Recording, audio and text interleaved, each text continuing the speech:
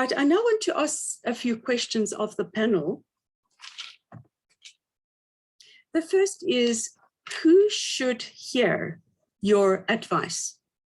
And I include Claudina in that because there are people that need to hear the department's message. Jabu, who needs to know about this data and modeling that you are busy doing? And to Sue Walker as well, who must hear? I mean, you've mentioned that farmers need to hear and have the policy advice, but who else? So can we have Jabu Mtweni first? Thank you, Jency. I hope you can hear me. Yes, I can hear you. Yes, I think the first people who need to hear about this work is obviously the policymakers, because the work that we do, or the data that we analyze, or the data that we collect, or the data that we generate through various modeling and simulation, is about informing policy. It's about giving them evidence to say, this is what the data says about the policies that could be taken. So I think that's very, very critical. But secondly, I think it's about the researchers, because the researchers, they always try to solve various problems, and as we do these models or as we produce data, there will always be gaps. So as they look at it, they can also enhance on it. And I think we've seen this during the COVID times, that when we share some of this information, we are also able to improve on each other's work. But over and above that, we are also able to learn from each other and solve this problem in different contexts. Like the last presentation on agriculture, including the work that the SMRC is doing on surveillance on wastewater. It's all about us learning from others so that we can also improve policy, but above all, improve research and development. Thanks. Thank you very much, Jabu. Claudina Lutz. I think one of what COVID has brought to South Africa is the fact that, yes, we are sharing the information. We actually, as government, are working more closely together. And this is something that we need to continue with, and not sort of when things go back to sort of relative normal. Forgot to share with one another actually the data, forgot to share the knowledge that was generated. And I think that's the most important thing on sharing what we've got. Make a noise about it so that people can be aware and utilize that information. Thank you. Right, that's interesting. Sue? What is your... Yes, I think Jabu's brought maybe more at a national level, but I think for agriculture, because it's different across the different provinces, we also have to look at local municipality level. And agriculture, of course, is down to the municipality level and also the provincial level. We often work with the provincial staff, but at a municipal level, there's not really agricultural technicians or extension practitioners. So then we jump straight to the farmers and to the NGOs. So yes, the policy, I think that the national department has always been relying on the researchers to assist with that policy generation, but maybe some of the implementation is where the gap is remaining. Thank you very much, Sue. That is very interesting. So one of the gaps is this lack of capacity at local government level. This brings me to the next question, and that is, what problems are there in the communication between government and scientists, and specifically with government? What happens if they don't act on your advice? And it's especially crucial when you're talking about early warning systems. What happens? Are there gaps there? Jabu?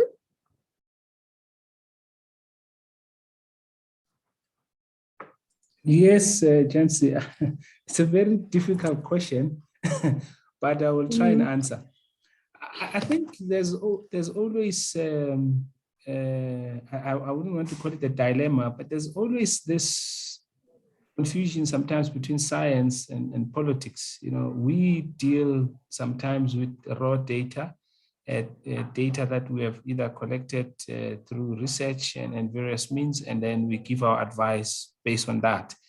But we are not the decision makers. So the politicians or the administrators still needs to look at the data, and sometimes they may not agree with what the data is saying. And I know this, it happened quite a lot when it comes to, let's say, either suggesting certain restrictions or suggesting, you know, certain policy direction based on what the data is saying. But the other thing is, we obviously sometimes, as I also indicated in my presentation, it's a collaborative effort, because when I am running my model, I may not think about other socio-economic, you know, impact, or I may not think about the fallout, you know, whether it's in the media or something like that. And government, on the other hand, they think about all of these other things that may not necessarily at times be science, you know, based, you know. Just to give you a typical example, when the advisory committee for COVID suggested maybe the removal of quarantine and the removal of contact tracing due to what we're seeing as trends, you know, globally. So the decision was taken, they advised the minister implemented, but a few days later they retracted because either maybe some other stakeholders, they feel, you know, this decision is not sound, and so on and so forth. So there's always that gap sometimes, not always. But for me, I always say we are scientists, we need to continue to do our work to the best of our abilities. And the decision makers must also do their part. But ultimately, we must all collaborate and work together. Thank you very much, Jabu. This is not an easy space to negotiate, I think, this policy interface, science policy interface. Claudina, could you give us your take on the situation? Well, one of the things that we're actually very grateful for in the moment as government is the fact that the scientists first contact us with the information before they go public. And because of the kind of impact just going public by the scientists will have severe impact and things like that. So yes, every time when there was an announcement, the scientists first sort of made us aware of it. And yeah, I think that's a very good practice, because sometimes you do get scientists who wants to sort of run off with the story or feed their own egos and not thinking of the impact. And to me, one of the things with COVID was the fact that we are all working together and we actually sharing the data and the impact that it will have. And so that we, for example, when Omicron was announced, the actual impact and how there was a backlash to the scientists because of the fact that they shared the information. So, but again, being open and talking to one another is the important component. Right. Thank you very much, Claudina. Sue? Yes, thank you. I think that many times we also need to look at having a routine channel of communication. And so, for instance, in some things like in the weather forecast, we also have, a channel from the South African Weather Service straight through to the TV, through to the radio stations, etc. But from an agricultural point of view, we also say that we need to have some added value.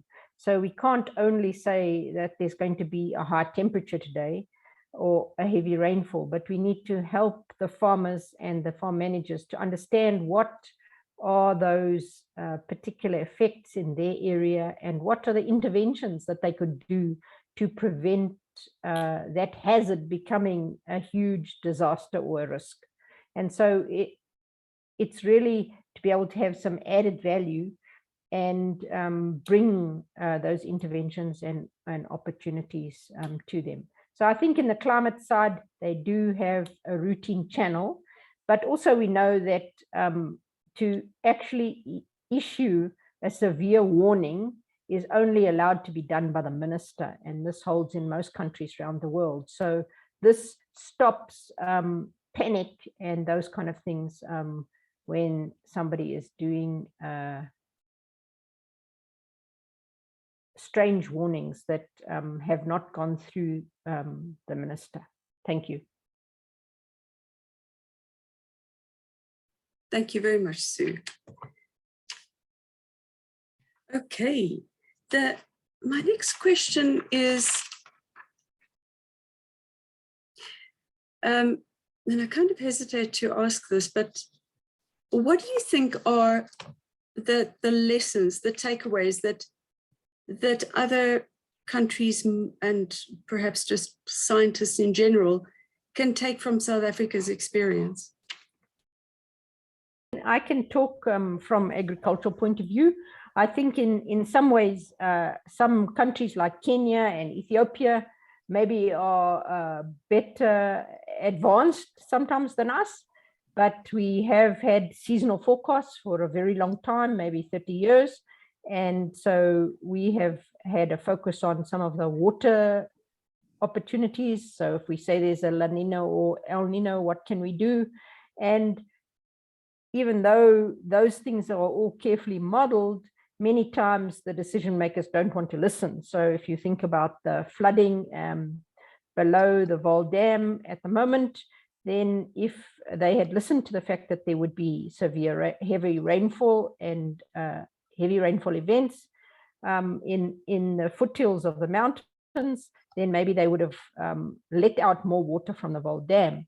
So I think there are some lessons that the other Southern African countries and even African countries can learn from us, but we can also learn from them because some of them are more advanced in some of the agricultural early warning systems.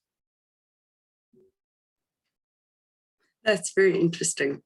Indeed, we have to learn from each other about this. And especially, I think, when we're trying to grapple with climate change and the effects of it, because there will be so many changes in the years to come that will go exponentially faster. And we really need to find ways of assisting farmers at the drop of a hat, or being prepared to assist them, I think. Claudina? I think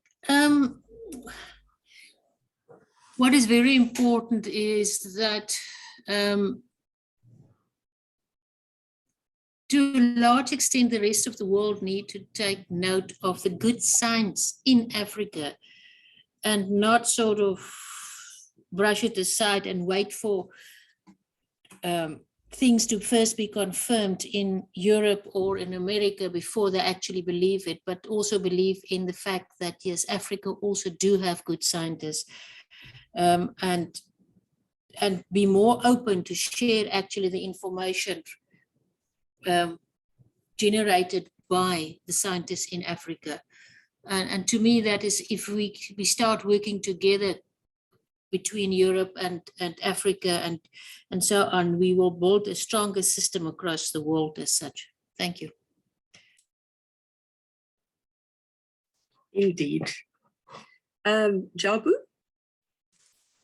Yeah, in addition to Claudina and agreeing with her and what Sue has said, I think what the world could learn from us is that indeed, although we might be in Africa, we are capable. And I think COVID-19 has really demonstrated that we can build our own tools in terms of responding to the pandemic. We can manage the pandemic on our own. We can generate our own data. But I think, as Claudina mentioned, particularly with the surveillance of the variants, I think in South Africa, one of the countries with the best capability in that regard. And I think if you look at the Omicron detected here at home or by our own researchers and sharing that data. And I think it's very critical for the world to also notice that we have world-class researchers in the country who are internationally recognized. And I think that's true in many ways than one. But the other thing that is also happening, particularly in the data space, is if you look at big platforms such as our World in Data, we have many of our researchers now contributing data into those global platforms, because the world has also realized that for us to win this war against the pandemic, it can't just be the first world countries who are producers and consumers. We all must produce and as well as consume. So I believe that there's quite a lot of good things that we can learn from, particularly when I look as well at the vaccination program that is ongoing. Yes, we have not reached our targets, but to vaccinate over 30 million people in over a year, or 30 million doses in over a year, is a world-class feat, considering that we don't have access to these vaccines sometimes, but we have built systems and we have managed it. So working together, we can always do more.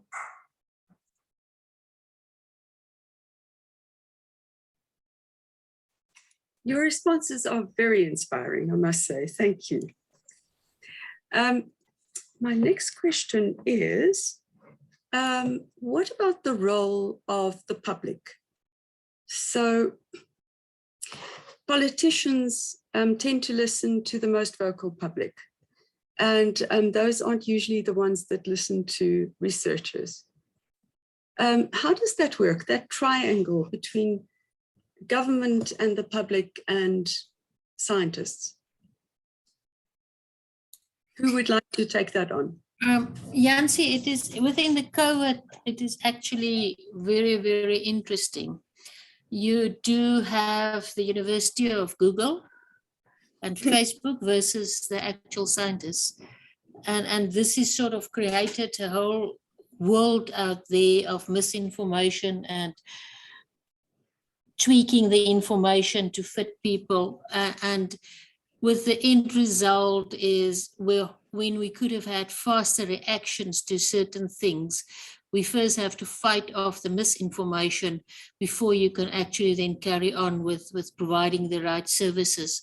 And even if you provide the right services, because people prefer to look to social media as the scientists to listen to, you actually, people that could have been helped, you failing in actually helping them because of they prefer not to listen to scientists. And I think this is sort of the mistrust sometimes in scientists is something that needs to be worked on, and this is where government needs to play also a role to make sure that the trust in scientists and science is sort of emphasized when you're dealing with major crises. Thank you.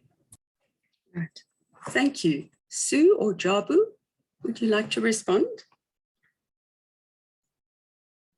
I can respond. I think it's also about the communication, or alignment between scientists and the citizens. In as much as I found during the pandemic that the citizens, they tend to trust scientists better than they trust politicians. At least that's what I've gathered. And following a lot of scientists on social media, I found that the engagement with the public is more sort of cordial compared to what we might see, between politicians. And I think the science community, the researchers, have also, during this pandemic, demonstrated the value of science and the value of research and development, because I think before this pandemic, people thought just, research and development is just this aloof idea and it's only thing that is done just for the sake of it. But it has clearly demonstrated, yes, there's still a lot of misinformation,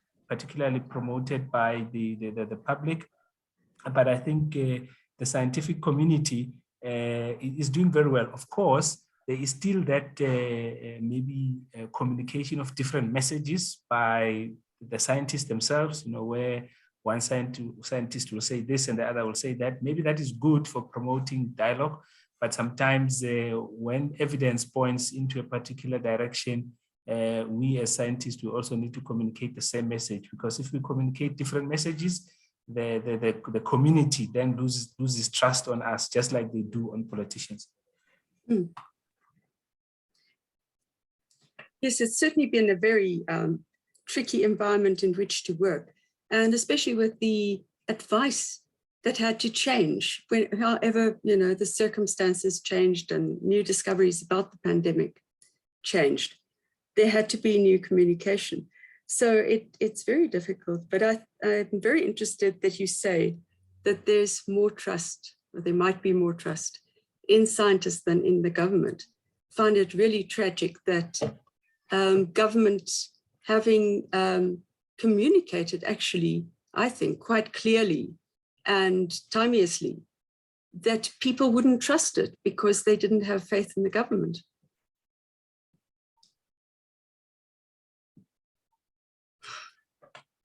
Sue, would you like to respond? Yes, I think it's really about public education and awareness. And I think in this situation, maybe we already have some good successes, because if you think of 20 years ago or something, then nobody would know what El Nino was. And yet now when you walk in the street, people know what it is. And so in some ways, I think we can say we have done a good job, maybe through our schools or through the education. And I think that that's often a way to get to the public, is to educate the primary school children. But I think that sometimes the scientists love to talk to themselves, and we get stuck in our jargon and our scientific language, and we actually can't even think about how to get out of it. So I usually try to tell my students to try to explain that to your grandmother.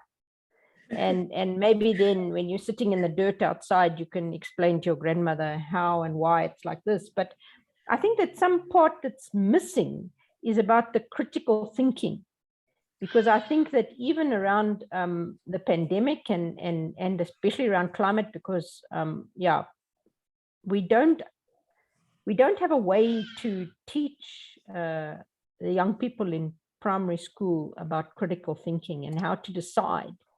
Can I just take everything on the internet or on any Facebook page, or can I make a judgment about it, that this is right or that's wrong?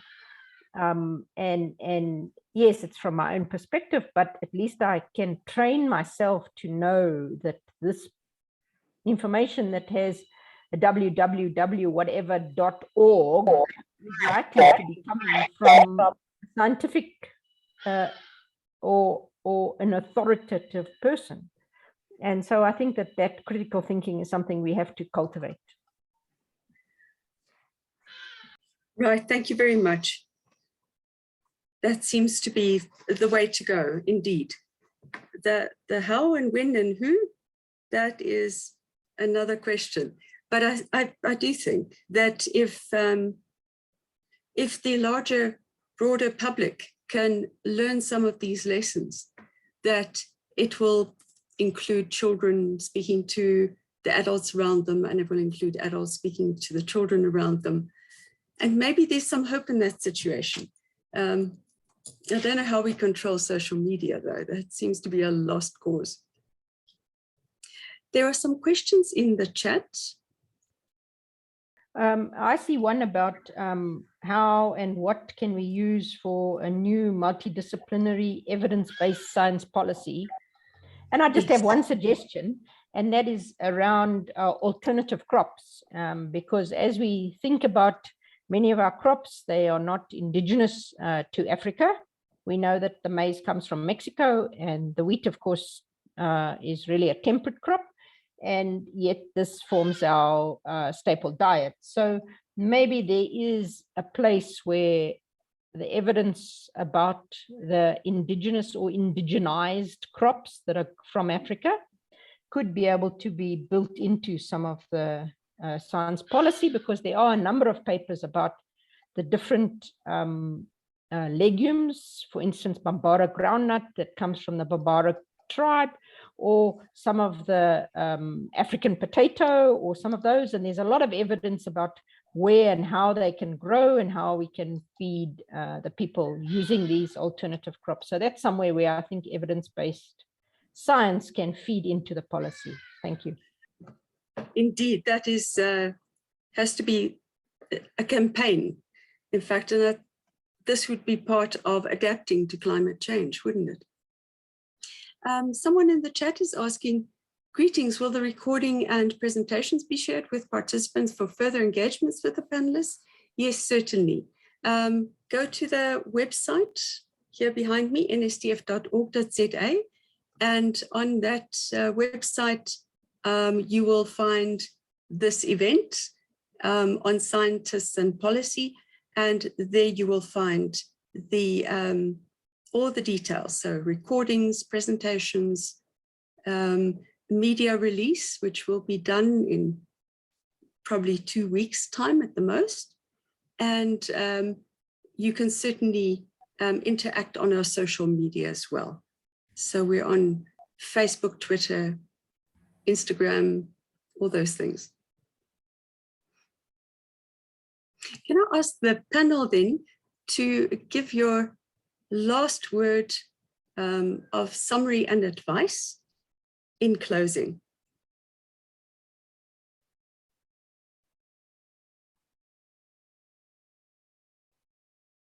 Jabu, can I start with you? No, thank you very much, Yancy, and to the panelists. I think it's always important for us to engage on such matters. I always promote collaboration, I promote coordination, and it's no longer just about one discipline, it's about all of us in dealing with the global crisis, as we call them. But I also believe that scientists, research and development has a big role to play, particularly in informing policy, as well as in building a developmental and a capable state for our country. And I think us as scientists, we are holding the keys in also building future researchers so that they can also respond to the future pandemics as we've been discussing. Thank you very much.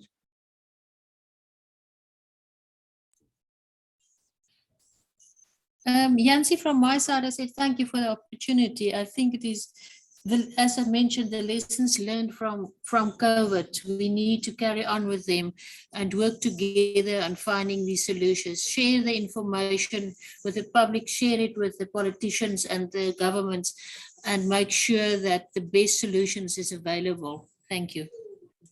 Thank you very much, Claudina. Sue? Yes, I want to say, I think we can do it, but we can only do it together. So there must be co-development, the scientists working with the public, working with the government organizations, so that we can take the evidence that we have and transform it into a way being able to bring changes in our policy. We know that the policies change rather slowly, but let's not be discouraged. Let's say we can do it together. Let's hold hands. Thank you very much, Sue. I want to close with highlighting what NSTF does.